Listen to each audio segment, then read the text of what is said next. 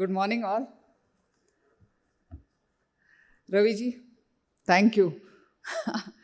uh, Thank you for the invite to Bangalore. It's always good to come back to your hometown, or I'll say home state.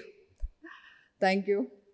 And for us, all of us, I think, elites means Raviji.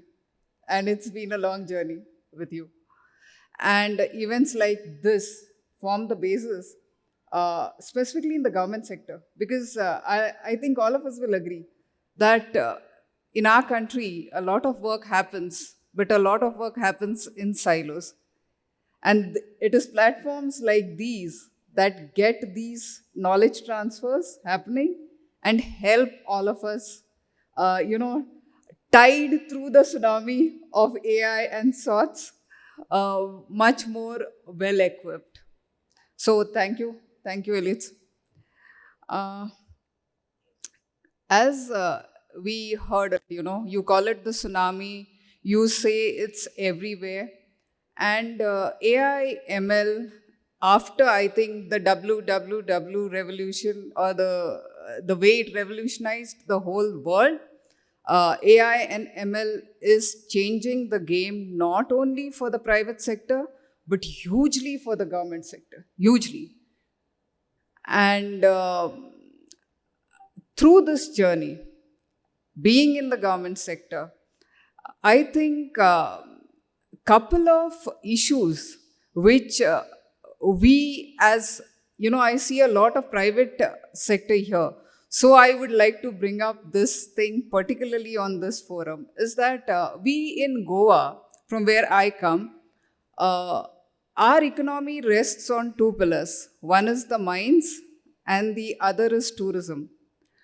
Of course, these technologies have made huge head starts in these sectors already. Whether it is analyzing the tourist flow into the state, their preferences, understanding the patterns of when we should have a Gujarati festival happening or when we should have a Russian cuisine being served. We have all of these analysis happening on the tourism front. In the same way, in the mining sector also, a lot of pattern recognition to understand the environmental impacts and sorts with image processing and recognitions are happening on that front. Uh, I'll just take a minute to tell you that a very unique initiative has been implemented by the government of Goa, which is called the Kosh, that is the treasury. This project was the brainchild of our CM. And what it actually does is, it culminates the data sets of around 100 data sets of around 30 plus departments in the state with the focus on increasing revenues. Two ways of increasing revenues. One, you be careful about the money that comes in. That is, all your fees, your taxes, collections are happening accurately. The second is you curb your leakages in terms of expenditures. So on both of these fronts, the Kosh Analytics platform has performed so well that in the last 7 months, the state has done a savings of around 46 crores. For a small state like Goa, that means a lot. And we plan to reach around 100 CR by the end of this year. So, this shows the impact that AI ML is not a thing far off now. It has entered, it has shown its existence, and it's doing well. But a couple of things or learnings I'll say that we took through this journey. Adaptation is a major, major issue in the governance. I'll just kind of give a small thing here that when the private sector comes up with proposals for the government sector, we need to ensure that, first of all, we start with entities where there is, to increase adaptability, the government side, start off with smaller kind of interventions.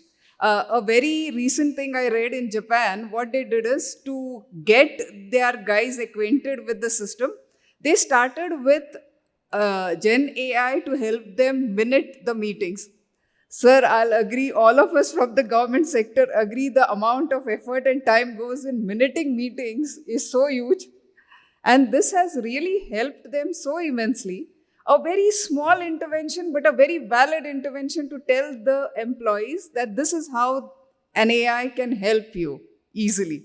So the text, speech to text conversions, forming of the minutes, and then corrections by the humans.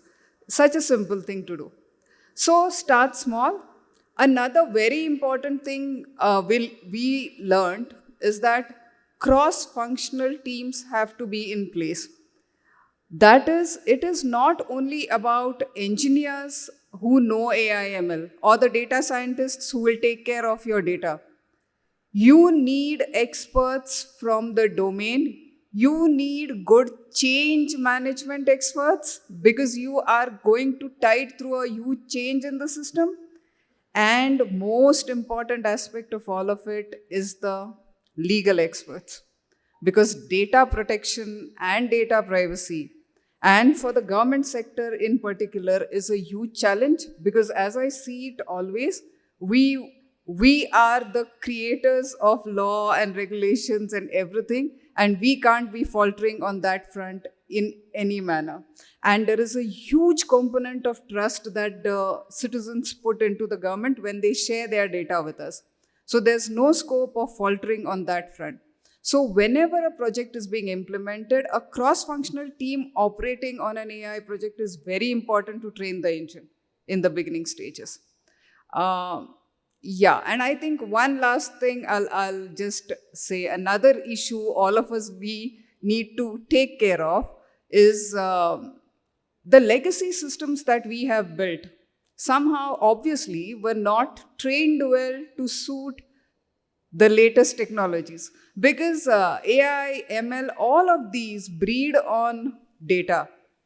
But these data structures are not as structured as they are required to be pushing into an engine directly. So legacy systems, cleaning up of data and structuring takes a lot of efforts. So please have these planned in your executions. These were some of the learnings which we didn't do in the initial stages, but are now doing in the upcoming projects. So these are some of the learnings from our state. And as we say, it's nothing magical. It's only a team effort of the industry, of the experts, the legal, the governance domain, all put together, which will, I think, revolutionize the way governance really looks at citizen-centric services here on. Yeah. Thank you so much, guys. Thank you.